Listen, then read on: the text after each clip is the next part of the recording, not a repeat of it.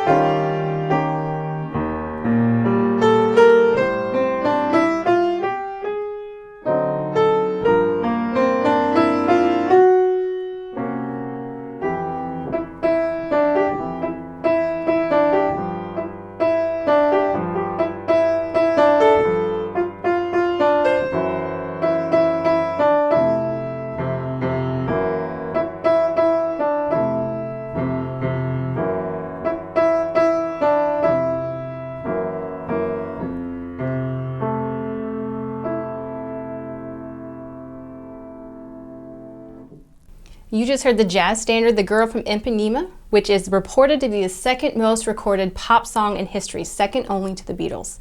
It's been recorded by such greats as Frank Sinatra, Nat King Cole, Ella Fitzgerald, and more recently by Amy Winehouse in 2011. To play pieces like the one you just heard, you need to first develop these unique jazz skills by playing pieces in the jazz style within books designed for beginning pianists. Jazz music, as you heard, is uniquely different from classical music and really not easy to play, especially for beginning pianists. So accordingly, the goal of my review today is to introduce quality beginner jazz books for you to develop your piano skills needed to play more advanced jazz music like you just heard.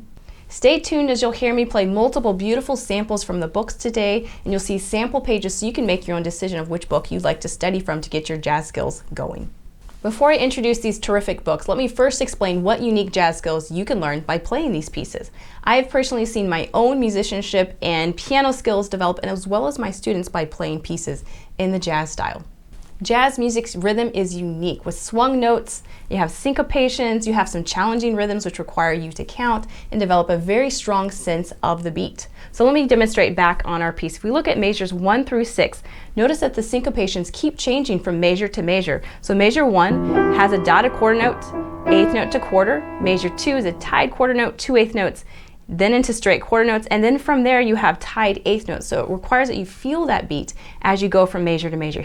The harmonies within jazz music are lush and beautiful. It takes our normal triads of 3-note chords and extends it into 7th chords, even into 9th chords, 11ths, and 13ths. The purpose of this is to add a lot of emotion and even text painting within pieces that have lyrics. Let's look at the middle section. So I see that with the word sadly, I have a C flat 9. At the word love her, I have a D9, which adds intensity to those words. Jazz music's melodies can often be simple but so beautiful, which requires some tasteful shaping of it and voicing. As you saw in that middle section, I have 2 notes. You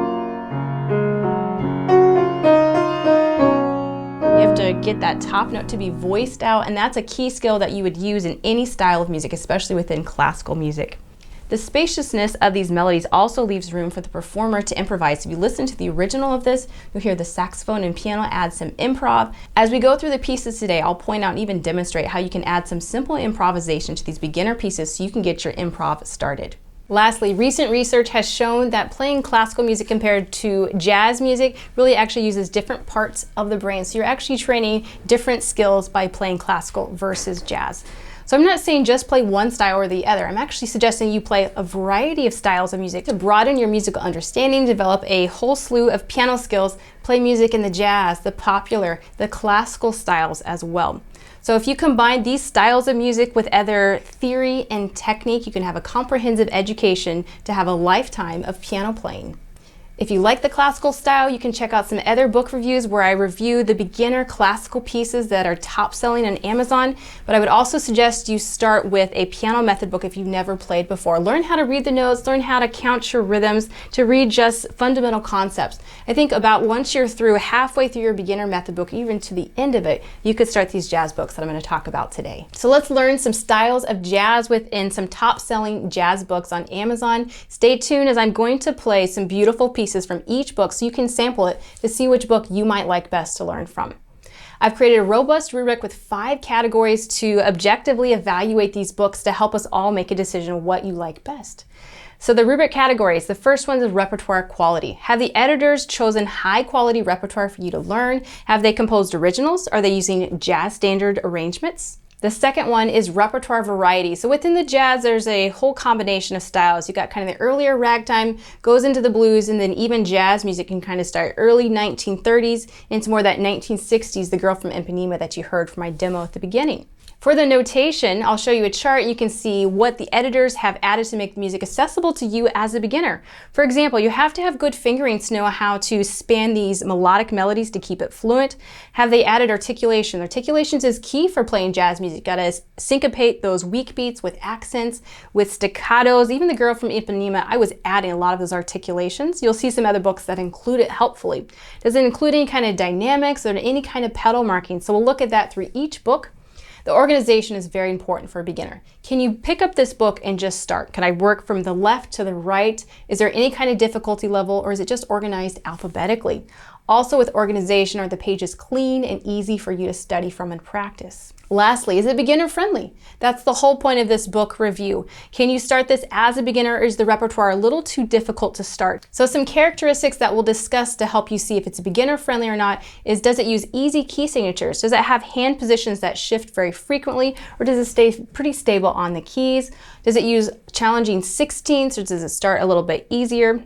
Are the recordings included? And is the series expansive? So you'll see some of them have 5 different books, whereas some of the books we'll look at today only have that one book to use. Lastly, for the grading, you'll see that I give, as I've done before with this rubric, a 0.5, a 0.8. Think about it like a percentage, a 90%, a 50% for each category, and those will add up. So stay tuned to the end where I'll show you comparison charts so you can help make a decision with me. Okay, pianists, the first book we're going to review together is Jazz, Rags, and Blues, Book 1 by Martha Mier. Subtitle is 10 Original Pieces for the Late Elementary to Early Intermediate Pianist. So that tells you a lot there. This is the top-selling jazz beginner book. It's one of the first books I use with my students. So it's $8.99 for 10 pieces. Great buy. Amazon is 4.8 out of 5 with lots of reviews.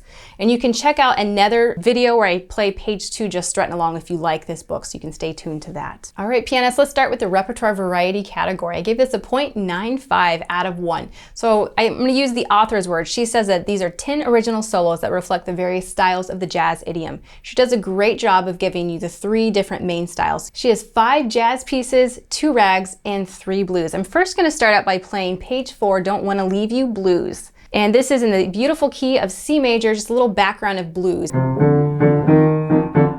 So blues has really influenced later jazz styles, rock and roll with the 5/4 progressions, and even like bluegrass and country music. First back originated in the 1910s. It's known for kind of a melancholy vocal form where they're expressing their emotions. You've got that instrumental background. Leaves room for the soloist to take a break and the instrumentalist to play and improvise. So you'll hear those influences within this style. Enjoy.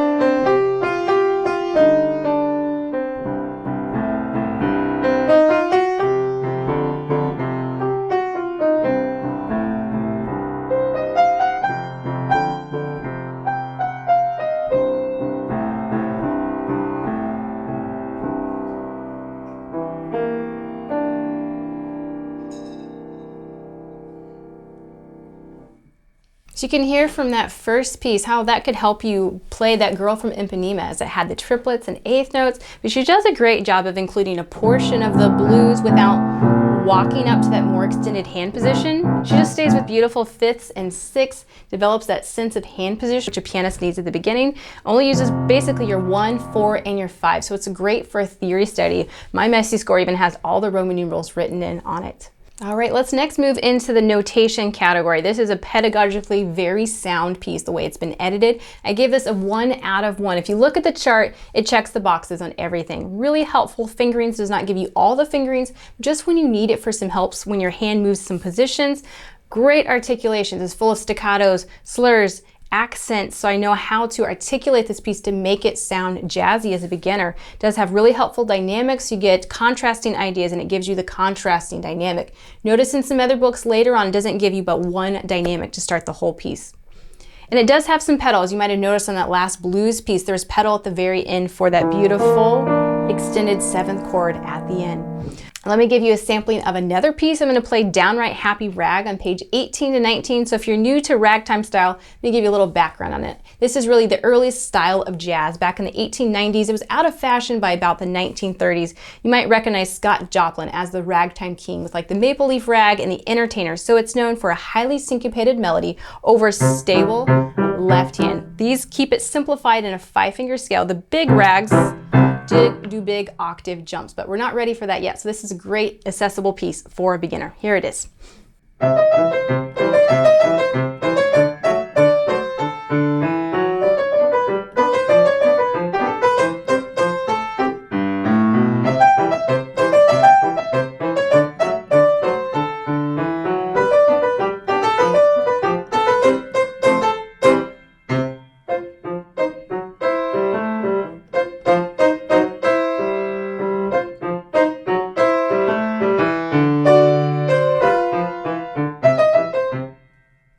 So you might have noticed that it uses even eighths, which is pretty much the style in ragtime. So that's a great genre to start with. If you can't really do the swung eighth notes, start with a simple rag like this one.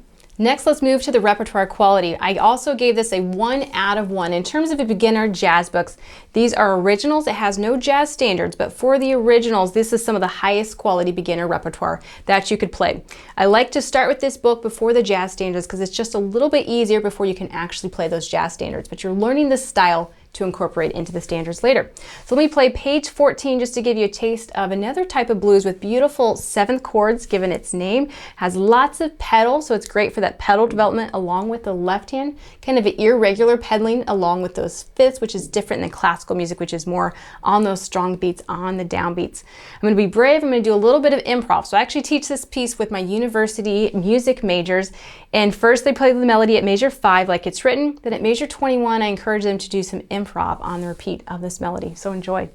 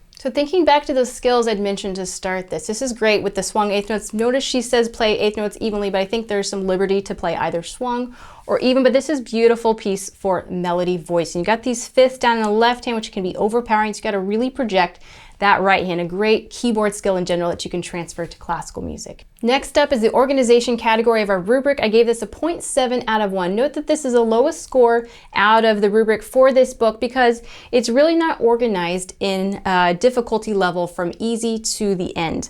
But there's only 10 pieces which stay relatively the same in difficulty level, so you could pick through. There is a little bit of organization. It's very subtle. If you look at the font of her pieces, even on the front cover, you can see the blues versus the rag, and the jazz pieces has different fonts. So let's say you liked all the rags, you could play just the rags throughout the book, and you can go back and do the blues, etc. I'm going to show you one of the most difficult pieces in the book, but you'll see that it's very busy on the left hand on page 21, a neat beat. The left hand is going to develop a lot of hand independence with these articulations, staccatos, accents, but the beauty of it is it's an ostinato. It's a repetitive pattern. Once you get it in the hands, you can keep repeating it. It has a nice hand extension of an octave, so to get used to that, here it is.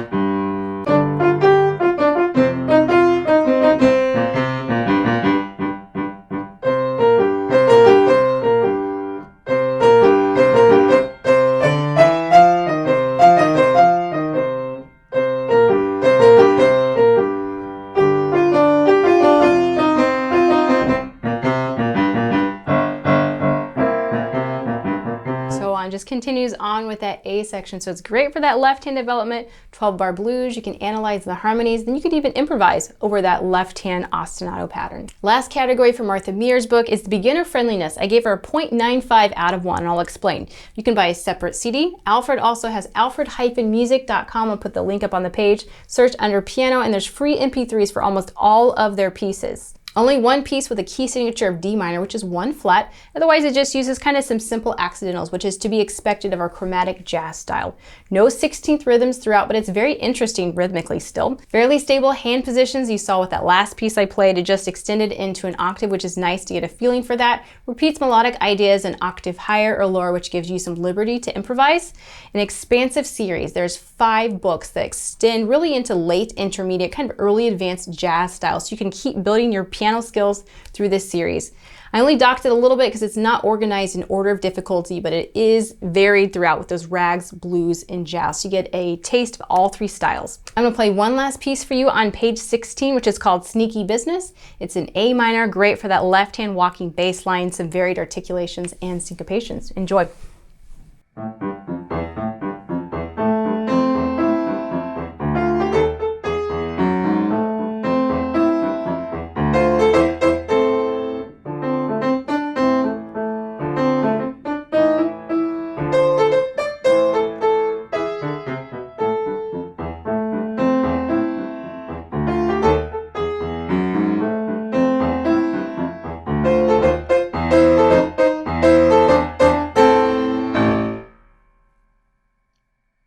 So overall, I gave Martha Mier a 4.6 out of 5. Enjoy learning out of this book as a beginner. Next up, pianists, let's review Celebrated Jazzy Solos Book 1 by Robert Vandall. 10 solos in the jazz styles for the late elementary pianist. Great price, $7.99 for 10 pieces.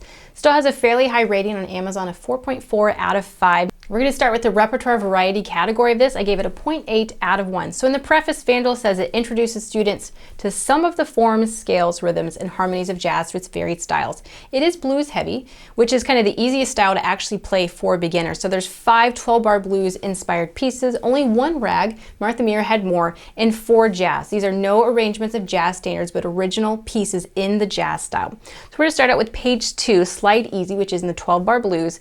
And you'll note as we start playing more of these pieces, this is really kind of the easiest beginner jazz music that you could play, a little easier than even Martha Mier.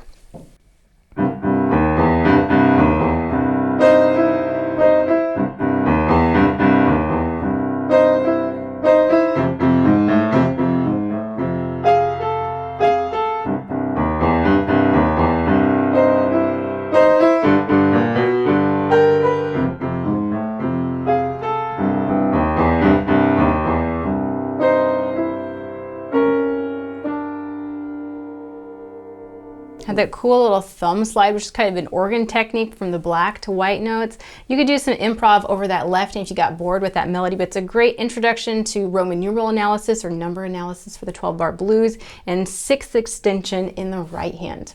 I want to play one more blues while we're in the repertoire variety, so you can just see how the blues themselves sound different within the book. I think he does the best job on this subgenre of jazz music. So Hammock Blues on pages 4 to 5 doesn't say anything swung because it's just quarter notes, but I'm going to swing those quarter notes, which is more the style of the blues.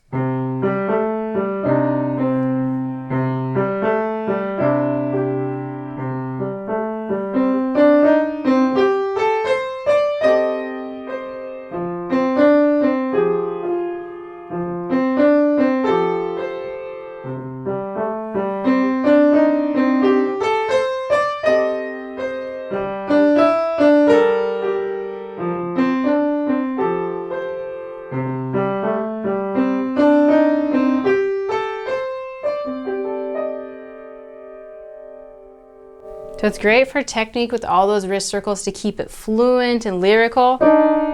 With those little two-note slurs, you even heard back in the last blues piece, you got to drop and kind of roll off of that so you get that louder, softer effect. So it's great for developing those beginner keyboard skills. Onto the repertoire quality of our rubric. I gave it a 0.7, which is the lowest score for this book.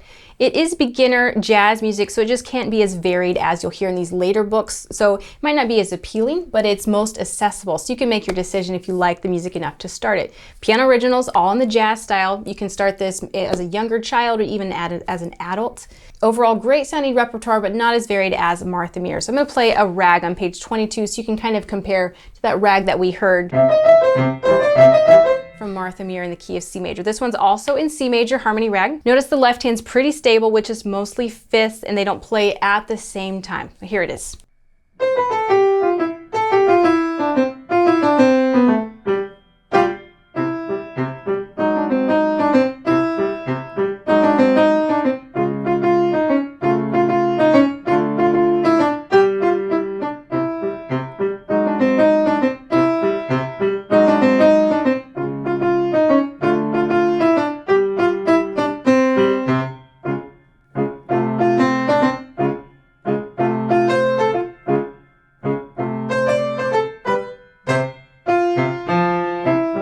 It starts itself back over. So you probably noticed from watching the score those contrasting articulations and dynamics, which is great for jazz and classical styles of playing. So as you noticed from that last piece that I played, it's highly notated, which is very helpful for beginners. So for notation, I gave it a 1 out of 1. If you look at the chart, like Martha Mier, it checks all the boxes. Very helpful fingerings, doesn't include all of them, which is inhibitive to your learning, but just the ones where I move my hand positions. Great articulations makes you pay attention and make it sound jazzy. Lots of contrasting dynamics and some useful pedal as well throughout this piece.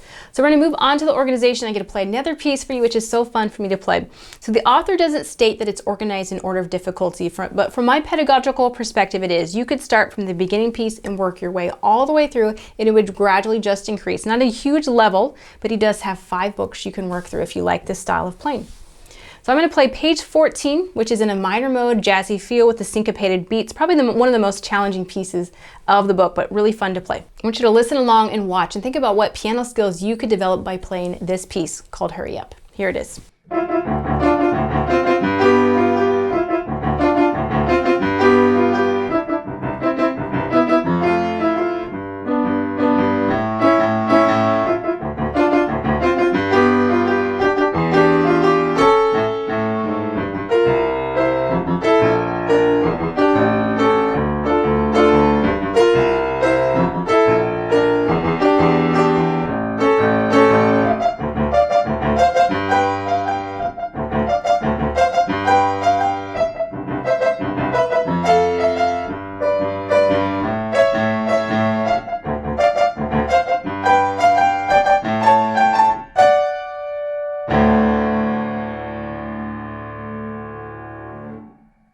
Let's see if you caught any of those skills that I'm going to list next. Actually, a fairly complicated piece to do it justice is you have to voice the bottom notes of that right hand as it descends, highly syncopated between the hands, but at least it's some repetitive patterns so you get used to it. Has those accents on the weak beats.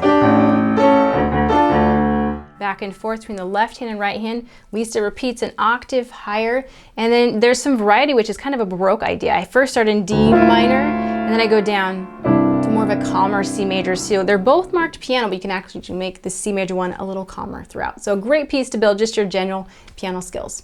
Last category for Vandall's book is the beginner friendliness. I gave this actually a 1 out of 1. It is the first jazz book I actually have my adult students start with because it's so accessible. Even halfway through that beginner method book, you can begin this piece. No key signatures, all accidentals. Mier had that one key signature, so it's just a few little chromatic tones. Easy pieces, 6 out of the 10 are in C major, 3 are in D, 1 in G. Primarily 5-finger scale spans, no octave spans, no 16ths for the rhythms. I'd mentioned earlier it's expansive. This is a 5-book series and it spans into late intermediate repertoire. And it is the easiest, most accessible jazz book. So overall 4.5 out of 5. Great repertoire, maybe not quite as appealing or as difficult as Mier. Next up, Pianist, let's move to a first book of jazz for the beginning pianist with downloadable MP3s. This is $5.95 for 21 pieces, least expensive, but I think it's actually the lowest quality in terms of the repertoire. Amazon would agree it's 4.3 out of 5 with 101 ratings at the time of this review. We're going to start with the repertoire variety. I gave it a 0.4 out of 1. I'm going to explain why. The editor's note actually says that these arrangements are, quote, introduce the most memorable hits of the genre. I did my homework and I played through all of these pieces to see if I could recognize some of the memorable hits that I was excited to find.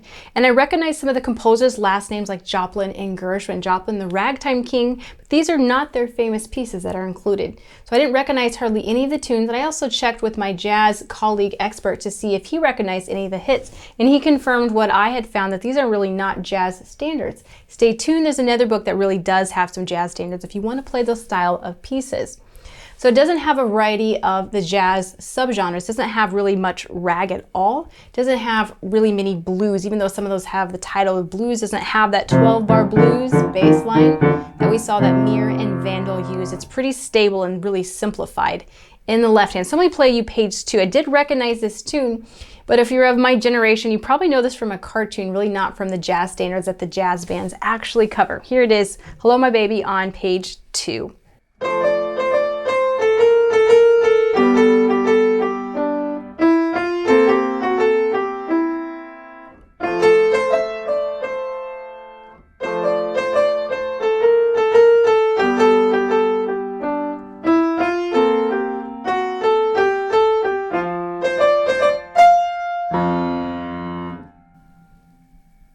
Next, let's move to the organization category for this book. I actually gave it a perfect score, a 1 out of 1.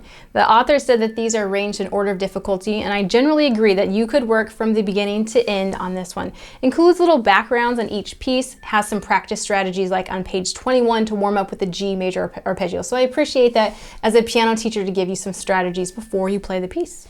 So let's move into the repertoire quality. I actually gave this the lowest score out of a 0.2 out of 1. Generally, in my opinion, I think that these are fairly poor arrangements. It's not recognizable melodies. I'm going to play Gershwin on page 34. I'll build a Stairway to Paradise. It's not a great arrangement of it. I don't really recognize the melody in there. Harmonically quite empty. In the left hand, you could do more. Remember, jazz is known for its lush harmonies, so you can at least include some sevenths in the left hand. So here it is.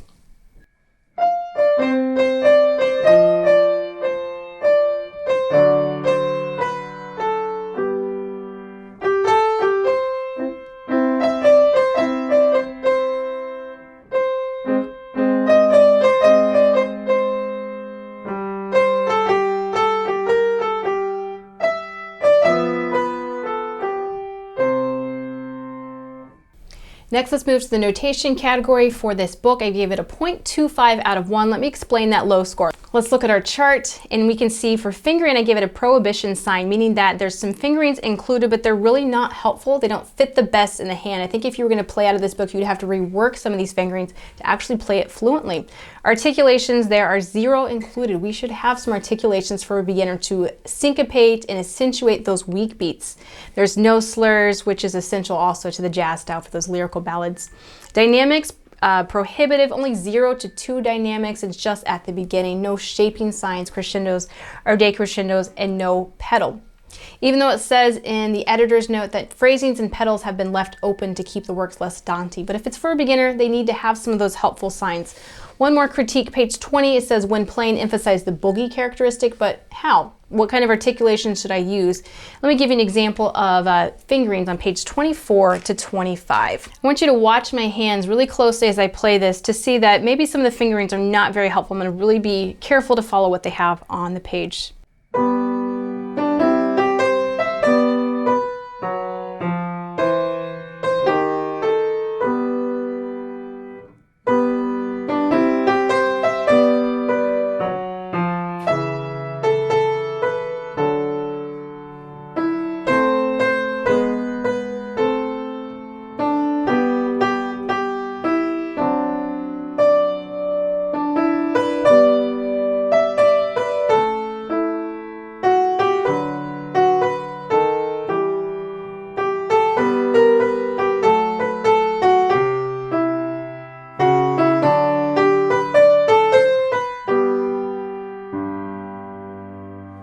It's actually difficult to follow those fingerings. Some of them go against the normal arpeggio or chord or scalar fingering. So it just goes to show you, if you're going to keep learning the jazz style, you need to stay within your scales, chords, and arpeggios so you develop standard fingerings that you can apply to these pieces. Last up is the beginner friendliness category. I give this a 0.5 out of 1. It does have free MP3s, which is helpful. An expansion has a separate book of First Book of Blues, a First Book of Ragtime, so that would have helped on the variety. This is mostly just some jazz pieces, but it does have more difficult aspects compared to the Mier and the Robert Vandall. As you saw, my hands were quite expansive. It wasn't more of those stable hand positions. Has more challenging key signatures and accidentals. The rhythms are a little complicated. Does use 16ths in this book. The previous two did not. And it has some poor fingerings, as I've pointed out, to navigate some of these notes, to play it lyrical or to play it smooth. So overall, 2.35 out of 5 for this book. So if you would really like to play some memorable gems, you want to check out this last book, First 50 Jazz Standards You Should Play on the Piano, simply arranged must-known collection of jazz favorites. So if you want to do some improv, play in a jazz band, you need to know how these melodies go. So this is a great book for that. This is $12.60 for 50 pieces. It is most expensive, but you get the most pieces out of it. 4.5 out of 5 on Amazon. So we're going to start with repertoire variety. I did my homework again. I checked with my jazz expert friend, and he confirmed, yes, these are the jazz standards, and I recognize tons of them throughout the book. It doesn't have really the ragtime or blues. Those are earlier genres of music. You'll hear the influence of the blues, but it's a lot of ballads and standard pieces that you'll hear people comp on in jazz ensembles. We're going to start with page 40, A Favorite, Georgia on My Mind from 1930s, made famous first by Ray Charles. It's been covered by lots of artists, Willie Nelson, more recently by one of my favorites, Michael Bublé.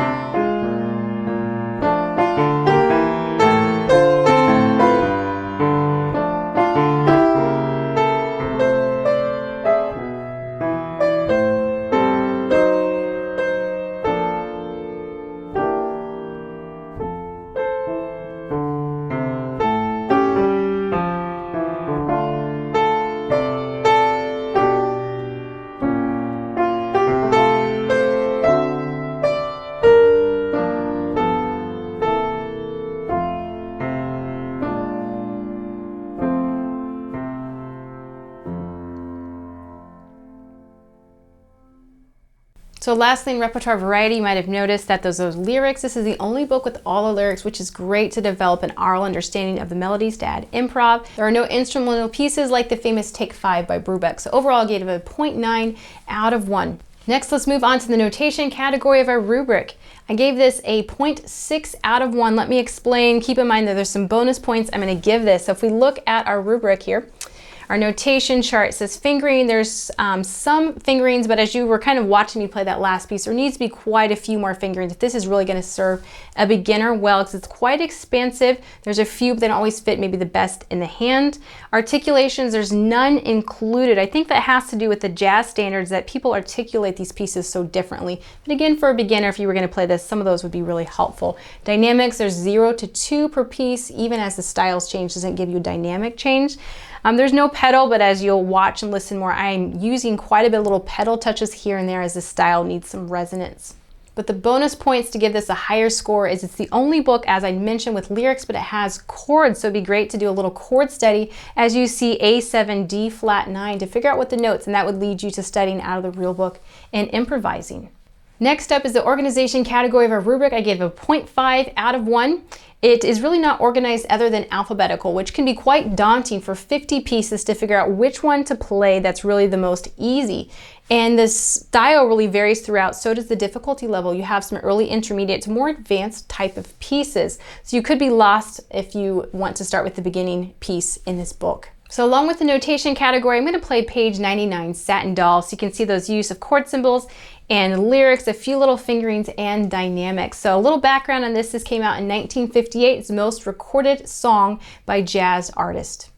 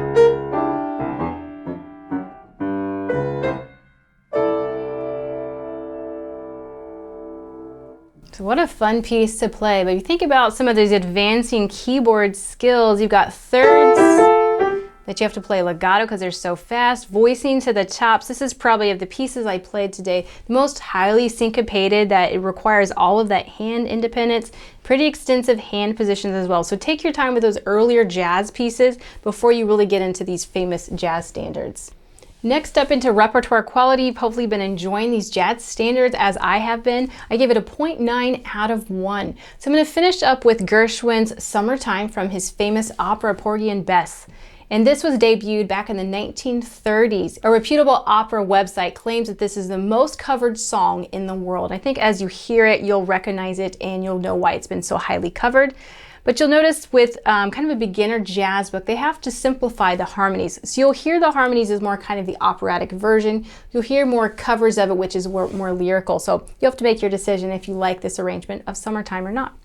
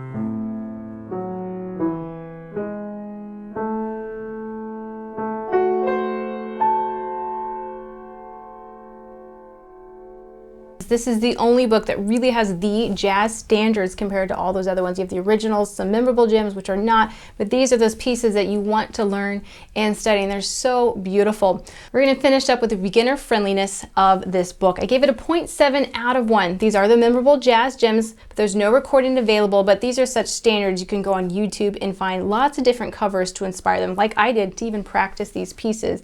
I did give it a lower score in this because it's really not beginner friendly. This is for early intermediate at the best. It's marked easy piano, but it's really not easy. As you were maybe watching my hands in summertime, there's some crossing, some voicing. Left hand starts with the accompaniment, right hand takes over. Quite chromatic, most challenging key signatures and rhythms, doesn't have those helpful notations, articulations, and fingerings for a beginner to really navigate this. So overall, 3.6 out of 5. Don't be offended by the low score because I think it's actually a great book. It was my favorite book to actually play out of all four for really kind of my level of pianist, but it's not for a beginner, and that's the purpose of this book review.